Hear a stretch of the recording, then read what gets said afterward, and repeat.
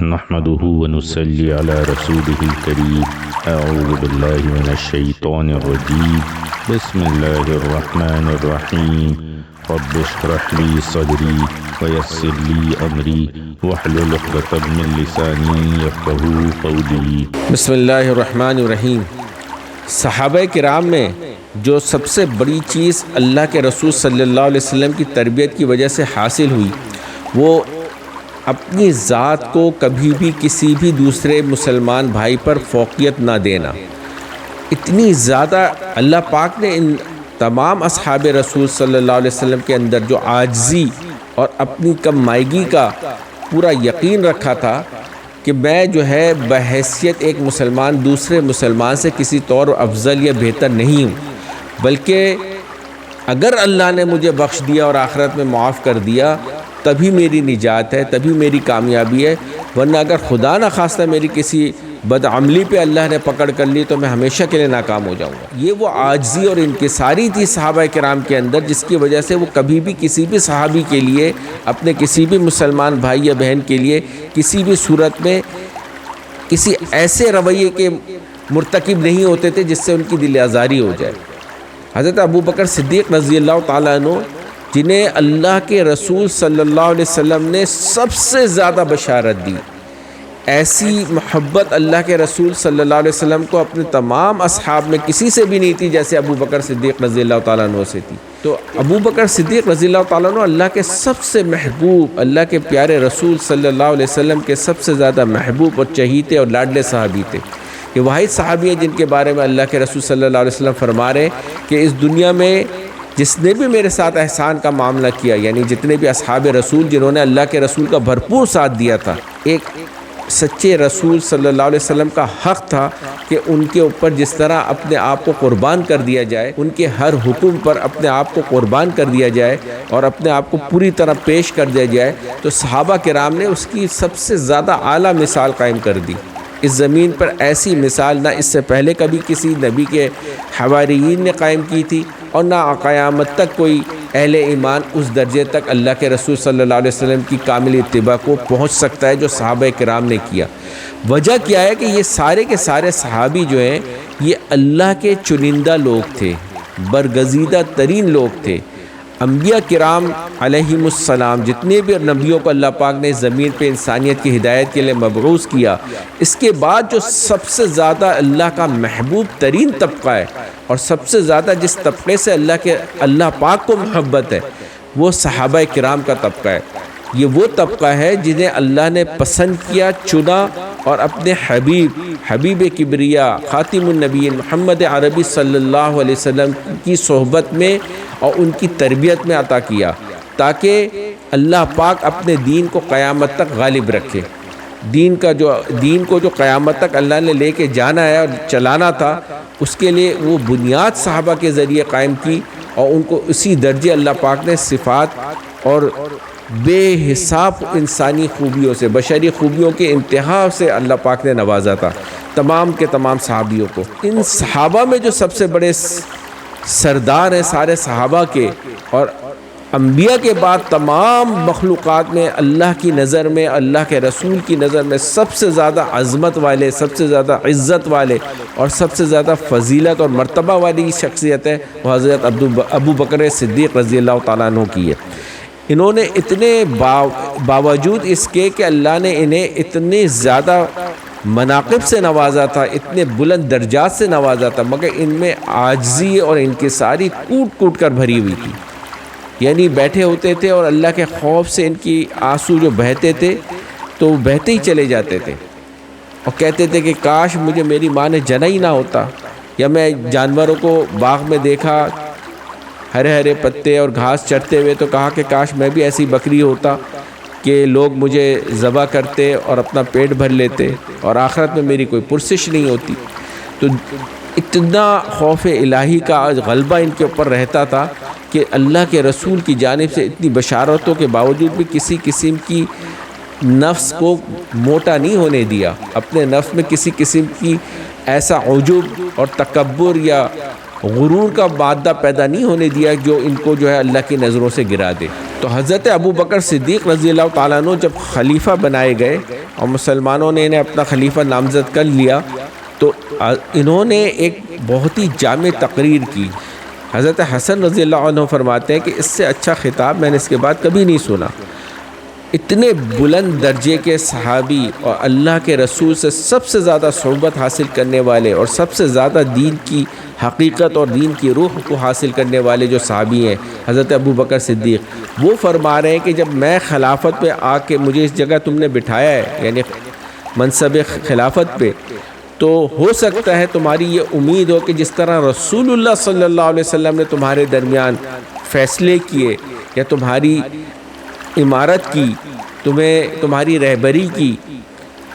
ایسے ہی تم مجھ سے بھی توقع کرو۔ مگر اللہ کے رسول صلی اللہ علیہ وسلم کو جو فضیلت حاصل تھی وہ کبھی بھی کسی کو حاصل نہیں ہو سکتی۔ ایک تو وہ اللہ کے رسول تھے اور معصوم تھے کہ ان سے کسی خطا کے ہونے کی کوئی وجہ ہی نہیں تھی، یا اللہ کے رضا کے علاوہ کسی عمل کے ہونے کی کوئی وجہ یا کوئی گنجائش تھی ہی نہیں، معصوم تھے اللہ کی صرف وحی کے ذریعے۔ اور دوسری چیز فرماتے ہیں کہ اللہ پاک اپنے رسول کی براہ راست اپنی وحی کے ذریعے جو ہے نا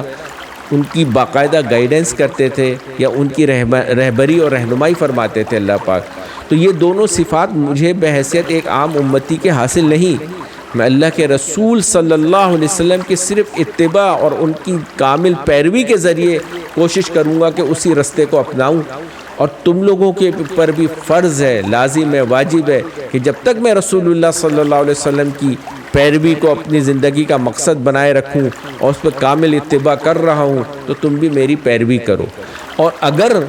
میں اس سے ذرا سا بھی دائیں بائیں یعنی اس کی پیروی کے جو تقاضے ہیں اس کے خلاف آگے پیچھے ہو جاؤں تو تم پر لازم ہے کہ تم مجھے تیر کی طرح سیدھا کر دو۔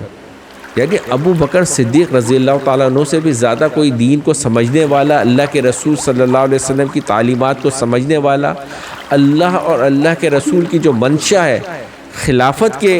اعتبار سے، انسانوں کے ساتھ معاملات کے اعتبار سے، اسے حضرت ابو بکر صدیق رضی اللہ تعالیٰ عنہ سے زیادہ کون سمجھ سکتا ہے، یا اس کے مطابق 100% کوئی اور دوسرا کیسے عمل کر سکتا ہے۔ اس کے باوجود عاجزی اور انکساری کا یہ عالم ہے کہ فرما رہے کہ اگر میں کامل طور پر رسول اللہ صلی اللہ علیہ وسلم کی پیروی کروں تب تم پر لازم ہے کہ میری اتباع کرو اور میری پیروی کرو، اور اگر میں اس سے آگے پیچھے ہو جاؤں تو تم مجھے تیر کی طرح سیدھا کر دو۔ یہ اس ساری کائنات میں تمام انبیاء کے بعد سب سے زیادہ افضل انسان، سب سے زیادہ افضل مخلوق اللہ کی تمام مخلوقات میں انبیاء کے بعد، ان کی عاجزی اور انکساری کا یہ عالم ہے۔ اور جو اب کے زمانے میں ہم دیکھتے ہیں کہ اگر کسی کو یہ مرتبہ حاصل ہو جائے کہ انسانوں کے اوپر اس کو حکومت مل جائے اور برتری اور سربراہی حاصل ہو جائے تو وہ کس درجے فرعونیت کے ساتھ انسانیوں کے ساتھ ظلم کر رہا ہوتا ہے، اور اس کو اس بات کا 1% ادراک نہیں ہوتا یا احساس نہیں ہوتا کہ مرنے کے بعد اس کو اللہ کے آگے کھڑے ہونا ہے، باز پرس ہونی ہے اس کی، اور ایسے ایسے ظلم اور ایسے ایسے جرم کا مرتکب ہو رہا ہوتا ہے کہ اس کے بعد قیامت کے دن اس کے پاس کوئی عذر نہیں ہوگا اپنے آپ کو بچانے کا۔ تو یہ بہت زیادہ ڈرنے اور فکر کرنے کی بات ہے۔ یہی وجہ ہے کہ اصحاب رسول صلی اللہ علیہ وسلم اس معاملے میں اللہ کی بے پناہ اللہ سے خوف کھاتے تھے اور پوری کی پوری رسول اللہ صلی اللہ علیہ وسلم کی تعلیمات کی اتباع کی کوشش کرتے تھے، اور وجہ صرف یہ تھی کہ آخرت میں مرنے کے بعد اللہ کے آگے کھڑے ہونے کا یقین کامل تھا۔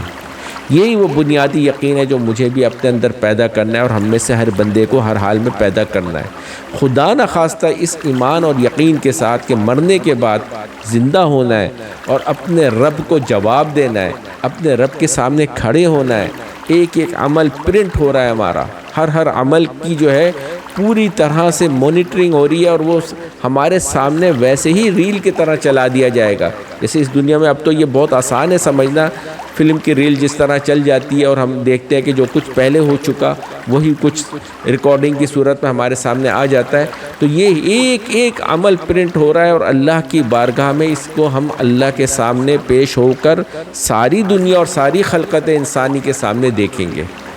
وہاں پہ صرف اللہ کی ایک رحمت ہوگی